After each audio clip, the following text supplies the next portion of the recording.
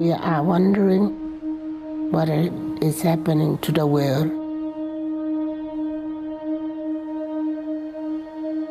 Everything is changing.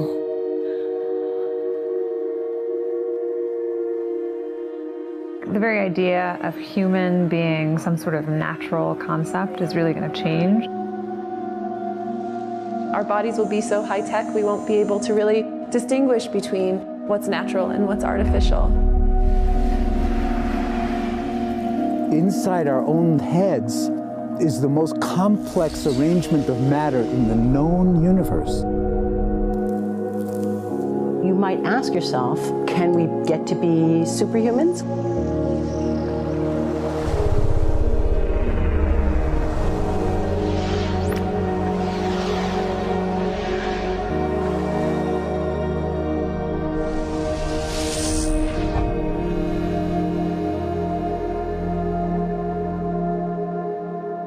The original Industrial Revolution was driven by the discovery that you could use steam engines to do all kinds of interesting things. But that was followed by additional revolutions for electricity and computers and communications technology. We're now in the early stages of the fourth industrial revolution, which is bringing together digital, physical, and biological systems. One of the features of this fourth industrial revolution is that it doesn't change what we are doing, but it changes us.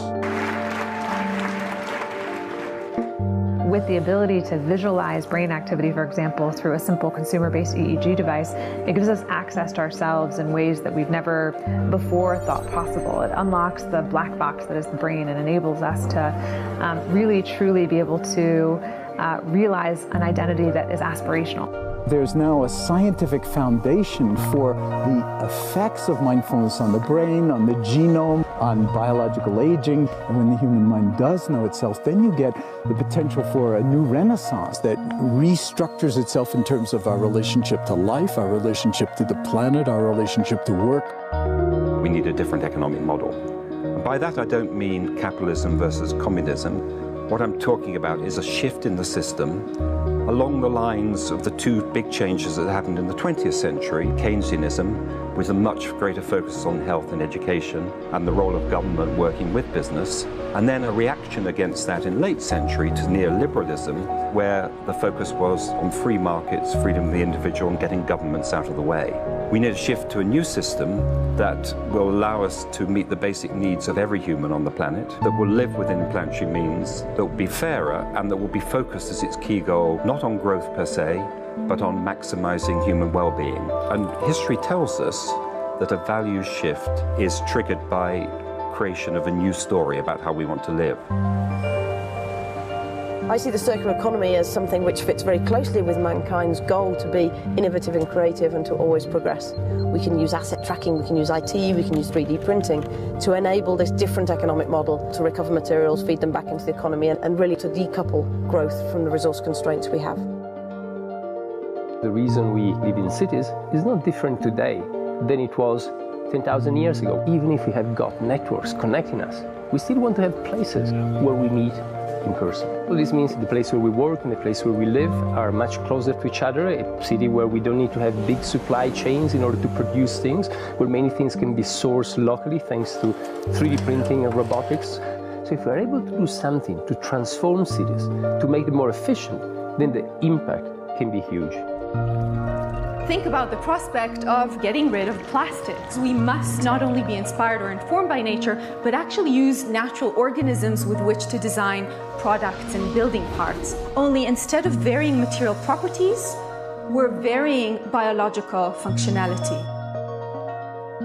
Design is critical today because it's the first signal of human intention. So the question of adding quality to quantity, it isn't a matter of simply circulating things that are potentially toxic. It's circulating things that are safe and healthy for all generations. So the goal is no longer, I want to be less bad, less monotonous, less unsafe, less unjust. It's really about a diverse, safe, healthy, and just world with clean air, clean water, clean soil, clean energy.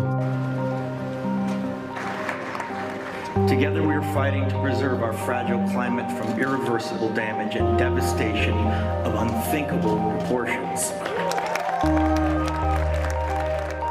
we think about the original Industrial Revolution, it was an energy revolution. I like to think of it as a kind of bookending of a period in human history during which we used fossil fuels, and it worked very well for us for a long time. But now we have to bring that to an end. We have energy technologies that can power our civilization: solar, wind, biomass. So then the question is, well, how do we get grid integration? Maybe the wind is blowing in Denmark, the sun is shining in Germany, and now you can move that electricity through an integrated grid.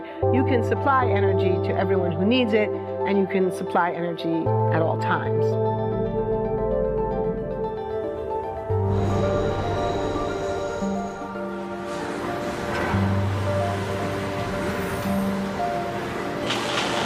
Walking around, you do see different stuff as far as like the body marriage line.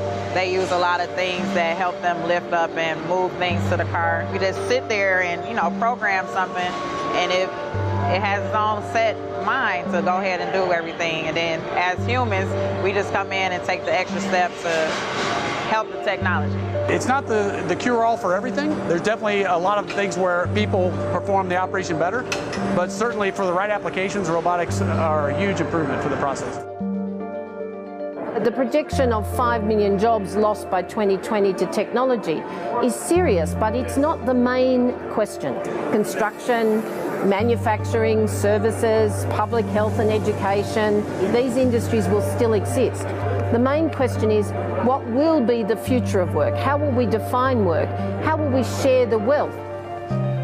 From the viewpoint of the labor or jobs, now we really need new education or new training.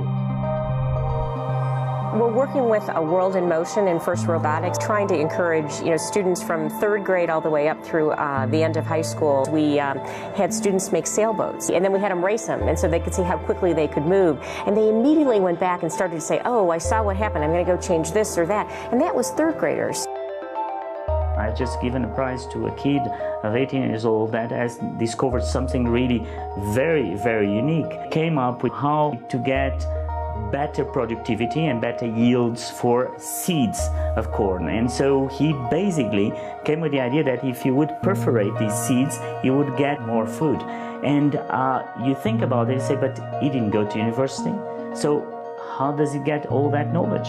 And he told me, I mean, I've been watching YouTube since the age of 12, and I'm so interested that I've seen everything about it. I've read everything about it. The world is really open to learning. The thing is, how do you give the incentive to your kids to do that?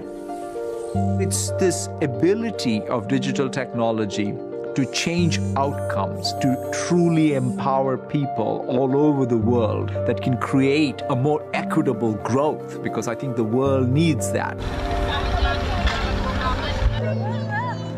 Fourth Industrial Revolution has the potential to make inequalities visible and to make them less acceptable in the future, and hopefully to gather and garner political support to take the necessary decision to reduce the gap.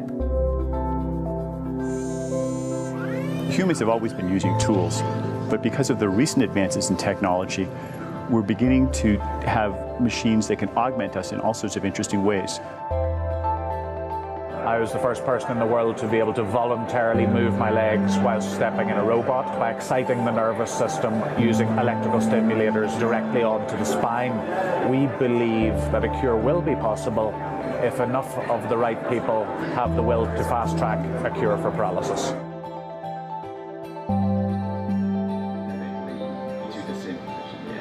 We take two things from the patient. First, we take a 3-dimensional X-ray, and we extract the 3-dimensional data out of that so we can make a perfectly shaped puzzle piece. And then we also take a sample of fat tissue from the patient so that we can extract the stem cells out of those. And we use those stem cells with this 3-dimensional scaffold that we fabricate, and after 3 weeks, we have a piece of living bone that's ready for implantation.